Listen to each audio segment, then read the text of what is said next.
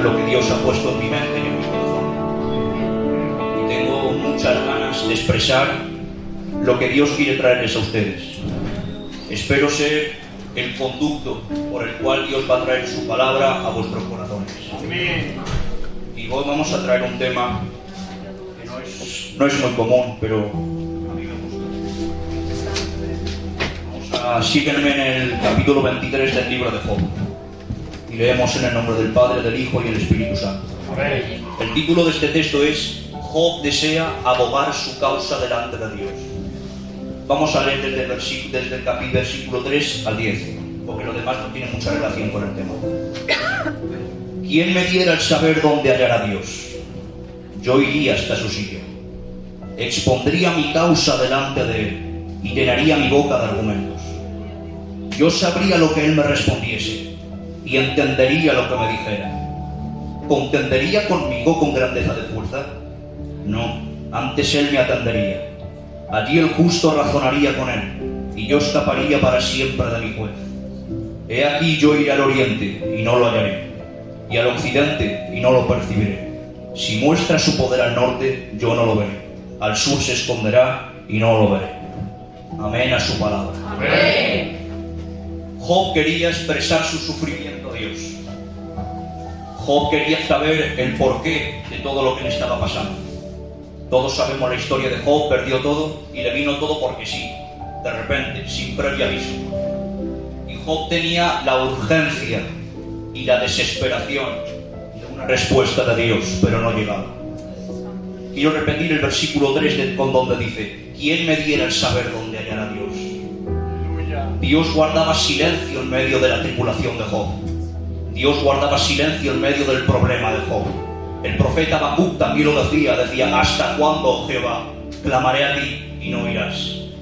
Daré voces a ti a causa de la violencia y no salvarás. El rey David decía en el Salmo 22, Dios mío, ¿por qué me has desamparado? ¿Por qué estás tan lejos de la salvación y de las palabras de mi clamor? Dios mío, clamo de día y no respondes, y de noche y no hallo en mí reposo. Muchas veces nos encontramos en esta situación, donde clamamos desesperadamente una respuesta de Dios, pedimos un rescate, una solución o cualquier cosa que despierte alguna esperanza en nosotros, pero lo único que recibimos es silencio del cielo. Y sé que es difícil mantener la integridad en estas situaciones, porque déjame decirte que en medio del sufrimiento sé que es desesperante clamar a Dios y que no haya respuesta. Sé que es angustioso pedir una respuesta, pero solo recibes silencio. Pero yo te digo algo en esta tarde: Dios en medio del silencio, Él no habla, Él actúa. Él obra en medio de lo oculto, Él obra en lo secreto. Dice el profeta Isaías: ni nunca oyeron, ni oídos percibieron, ni ojo ha visto a Dios fuera de ti. Dice en el Salmo 46:10: estad quietos y conoced que yo soy Dios. ¡Aleluya! Déjame recordarte la famosa historia de Ananías, Misael y Azarías, más conocidos como Sadrán, Mesach y Abednego. El rey Nabucodonosor, el rey de Babilonia, hizo una gran estatua de oro y ordenó a todas las naciones a que la adoraran. Pero Sadrán, Mesach y Abednego no quisieron adorarla. Y el rey Nabucodonosor se llenó de ira y dijo: calentar el horno 7 veces más de lo normal. Y los metieron. Y yo me imagino a Sadrán, Mesach y Abednego entrando en el horno, diciéndose los unos a los otros: ¿por qué no nos quemamos? ¿Por qué el fuego no lo sentimos? ¿Por qué no sentimos el calor del fuego? ¿Por qué apenas nos causa dolor las llamas del fuego? También me imagino, dice la Biblia, al rey Nabucodonosor fuera del horno, diciéndole a sus consejeros: pero oye, ¿no hemos metido solamente a 3 hombres? Y dice los consejeros: sí, hemos metido a 3. Y dice el rey Nabucodonosor, lleno de miedo y de susto: entonces, ¿por qué veo a 4? Y el cuarto de ellos tiene el aspecto semejante al hijo de los dioses. El rey Nabucodonosor veía lo que estaba pasando, pero Sadrán, Mesach y Abednego no vieron a Dios, pero estaba ahí. Amén. Salieron del horno de fuego, así como Daniel también salió del foso de los leones. Lázaro salió de la sepultura, Jonás salió del gran pez, Pablo y Silas salieron de la prisión, el pueblo de Israel salió de Egipto. Y tú también vas a salir de tu problema, de tu angustia. Clama a Él y Él te responderá, porque el que pide recibe, el que busca halla, y el que llama será.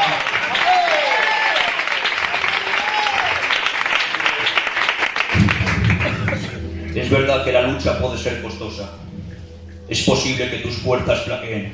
Es probable que tu paciencia en algún momento se agote. Es posible que sientas que incluso que a Dios le da igual tu sufrimiento, que es indiferente ante el dolor, incluso que se ha olvidado de ti. Pero déjame decirte lo que dice la palabra, que aunque la madre se olvide de lo que dio a luz, yo Jehová nunca me olvidaré de ti. Es verdad que es muy desesperante estar mucho tiempo clamando a Dios y no recibir nada. La espera puede ser dolorosa. La espera con tus propias fuerzas, en algún momento, tengas la paciencia que tengas, caerás. Porque el que espera desespera. Pero los que esperan en Jehová tendrán nuevas fuerzas. Levantarán las alas como las águilas. Correrán y no se cansarán. Caminarán y no se fatigarán. Y como esperes en Jehová, terminará el proceso y dirás como el rey David: pacientemente esperé en Jehová, y él escuchó mi clamor, me sacó del pozo de la desesperación y del lobo cenagoso. Y muchas veces, mira, el deseo de Job era entendible, y estoy seguro que tendría las ganas de rendirse, porque clamaba, veía los problemas, veía la situación, y no había ninguna parte la respuesta de Dios. Miren, el libro de Job tiene 42 capítulos, y Job pierde todo desde el principio, y Dios responde en el capítulo 38. Se pasa todo el libro quejándose, todo el libro pidiendo a Dios, y Dios guarda silencio todo el libro. Y muchas veces llegamos a un punto de nuestra vida donde vemos una línea, vemos un límite y decimos: hasta aquí he llegado, no doy para más, estas son todas mis fuerzas, hasta aquí he llegado. Pero déjame decirte que una cosa es lo que veas tú y otra cosa es lo que vea Dios. Amén. Donde tú ves un final, Dios ve un principio. Amén. Donde tú ves un problema, Dios ve una preparación. Donde tú ves un desierto, Dios ve una manera de forjar tu carácter para así ser un utensilio útil para la gloria de Dios. Elías se tiró bajo un enebro y dijo: hasta aquí, oh Jehová, quítame la vida porque no soy mejor que mis padres. Elías aquí dio su final. Elías aquí deseaba la muerte, pero he aquí, vino un ángel y le dijo: levántate y come, porque largo camino te resta. Fíjate la diferencia de visión del hombre a la de Dios. El hombre Elías decía: quítame la vida, y veía la muerte. Dios veía: largo camino te resta. Y dice la Biblia que Elías salió fortalecido con el alimento que comió. ¿Qué tendría ese pan? ¿Qué tendría ese agua? El agua simboliza la presencia de Dios. El pan simboliza la palabra de Dios. ¿Qué tendrá su presencia? ¿Qué tendrá su palabra? Que Elías ya no quería morirse. ¿Sabes por qué? Porque la palabra de Dios produjo unos efectos en nosotros que nosotros no somos conscientes de ello. La palabra de Dios produjo avivamiento en los tiempos de Josías. La palabra de Dios produjo avivamiento en los tiempos de Esdras. La palabra de Dios produjo avivamiento en los tiempos de Ezequiel. La palabra de Dios es viva y eficaz, y más cortante que toda espada de dos filos. Penetra hasta partir el alma y el espíritu, las coyunturas y los tuétanos, y discierne los pensamientos y las intenciones del cuerpo. La palabra de Dios es la que golpea los corazones endurecidos. Dice el libro de los Salmos, capítulo 119, versículo 9: ¿con qué limpiará el joven su camino? Con guardar su palabra. ¡Aleluya! ¡Gloria a Dios! ¡Qué bien!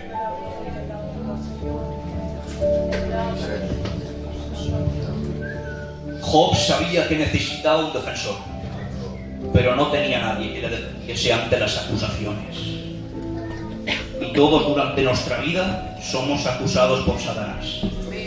Nos recuerda nuestro pasado. ¿Sabes por qué? Te recuerda tu pasado para nublar tu presente y destruir tu futuro. Esa es la misión de Satanás. Diciéndote: otra vez has pecado. ¿No te da vergüenza? Estás abusando de la gloria, de la gracia de Dios. ¿No te da vergüenza y vienes aquí como si nada? También le pasó al sumo sacerdote Josué en el libro de Zacarías, capítulo 3. El sumo sacerdote Josué tenía las vestiduras sucias, y esto era símbolo de pecado, y Satanás le acusaba. Pero vino la palabra de Jehová y mandó a uno de sus ángeles a que dijesen a los que estaban allí: cambiarle las vestiduras, ponerle vestiduras de gala, cambiarle la mitra a una nueva, y Satanás ya no le podía acusar. Yo te digo algo en esta tarde: cuando te venga la voz de la acusación, que te entre por aquí y te salga por aquí. No hagas como el apóstol Judas Iscariote, cuando vendió a Jesús por 30 monedas de plata. Le vino la voz de la acusación, le vino la voz del fiscal, diciéndote: has vendido al maestro. has vendido al mismísimo Dios, no tienes derecho a seguir viviendo. Y Judas Iscariote hizo caso y se quitó la vida. Pero yo te digo algo en esta tarde, no escuches la voz de la acusación, yo te doy la solución. Dice el libro de Apocalipsis capítulo 12 versículo 10 en adelante: el acusador fue lanzado fuera, el acusador que acusaba a nuestros hermanos delante de nuestro Dios día y noche.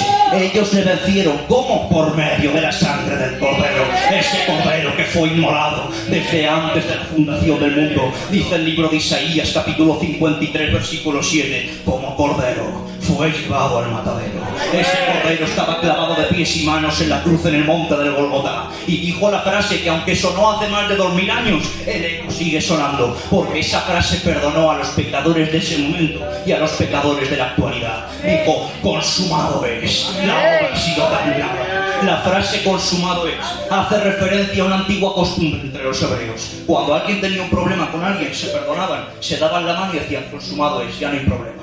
O cuando alguien tenía una deuda con alguien, se pagaban la deuda, se daban la mano y decían: consumado es, ya no hay deuda. Entonces Jesús estaba clavado en la cruz y dijo esa frase que a mí me apasiona, a mí me encanta. Dijo: consumado es, la obra ha sido terminada. Y allí en otras palabras te dice: tu pecado ha sido perdonado, tu deuda ha sido pagada, tu iniquidad ha sido perdonada.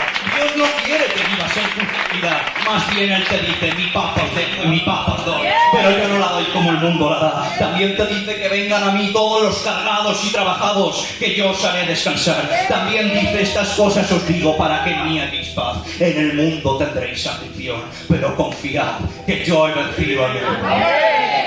¡Aleluya! ¡Qué bien! Citaba un defensor, pero no tenía nadie que le defendiese. Dice en el capítulo 9 versículo 32: porque no es hombre como yo para que yo le responda y vengamos juntamente a juicio.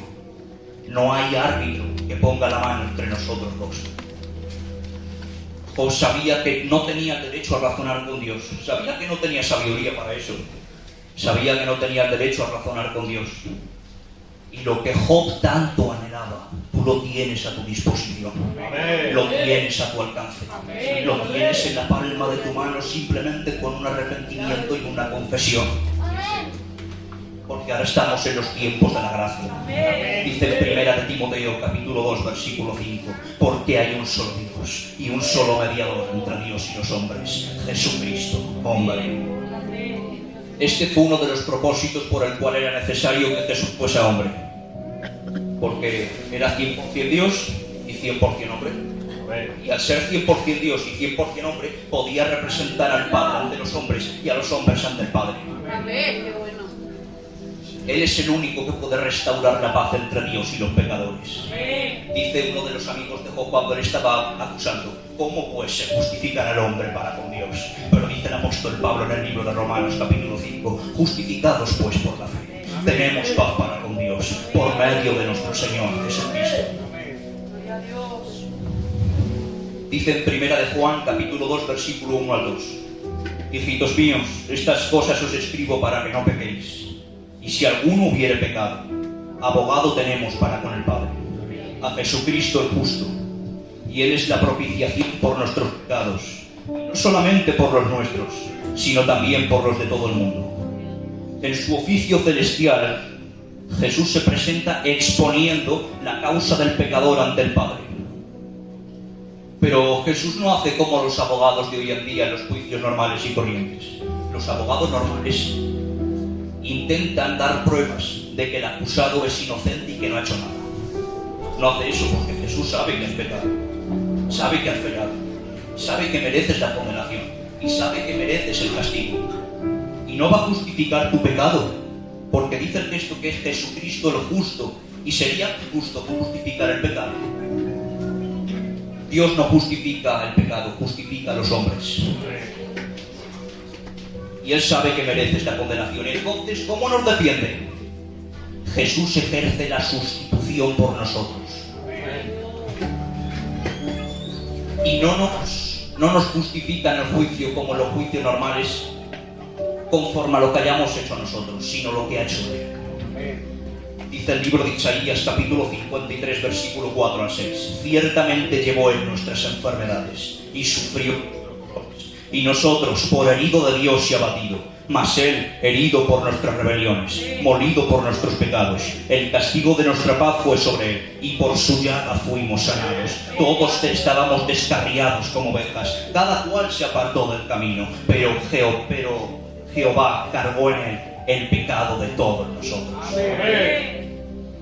Dice el apóstol Pablo en el libro de Colosenses capítulo 2 versículo 14: y anulando el acta de los decretos que había en contra de nosotros, que nos era contraria, quitándola del medio y clavándola en la cruz.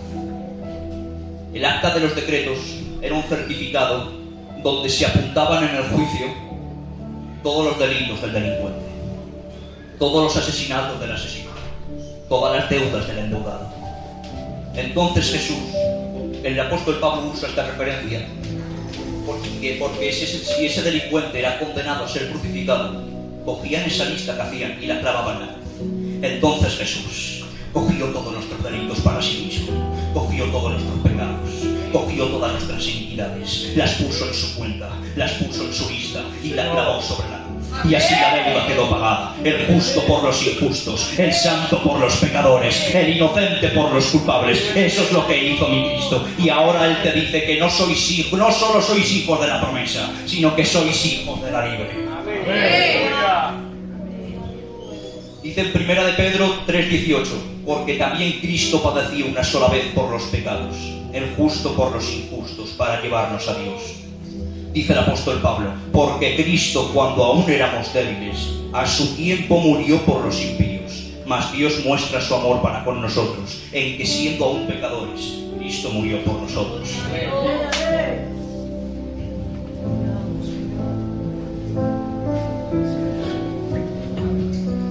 A Jesús se le ha llamado de diversas maneras. El autor de los Hebreos le ha llamado el autor y consumador de la fe, el cual por el gozo puesto delante de él sufrió la cruz, menospreciando lo oprobio, y se sentó a la diestra del trono de Dios. El profeta Zacarías le ha llamado el rey de Sión. El profeta Miqueas le ha llamado el Señor de Israel, que sus salidas son desde los principios de la eternidad. El profeta Isaías le ha llamado admirable, consejero, Dios fuerte, Padre eterno y príncipe de paz. El apóstol Juan le ha llamado el león de la tribu de Judá, le ha llamado la raíz de David, le ha llamado la estrella resplandeciente de la mañana, le ha llamado Alfa y Omega, primero y último, le ha llamado Rey de Reyes y Señor de Señores. El apóstol Pablo le ha llamado la imagen del Dios invisible, el primogénito de toda creación. Jesús mismo se ha llamado de estas maneras. Juan 6:35: yo soy el pan de vida, y quien viene a mí nunca tendrá hambre. Dice Juan 8:12: yo soy la luz del mundo, y quien me sigue nunca andará en tinieblas. Dice en Juan 19: yo soy la puerta, y si por ella entrares, serás salvo. Dice Jesús en Juan 10:11: yo soy el buen pastor, y el buen pastor da la vida por las ovejas. Juan 11:25: yo soy la resurrección y la vida, y quien cree en mí, aunque esté muerto, vivirá.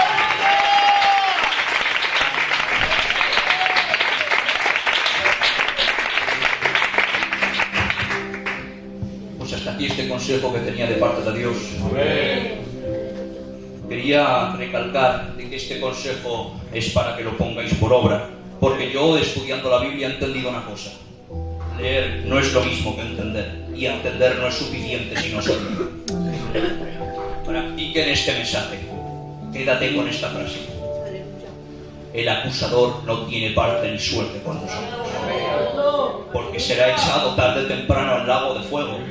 Sabe que es su último tiempo, sabe que le queda poco tiempo, está utilizando sus últimas arcadas, sus últimas flechas para exterminar a los cristianos que queden. Pero mantente firme, mantente en la roca, y Dios hará. Que Dios hará mucho.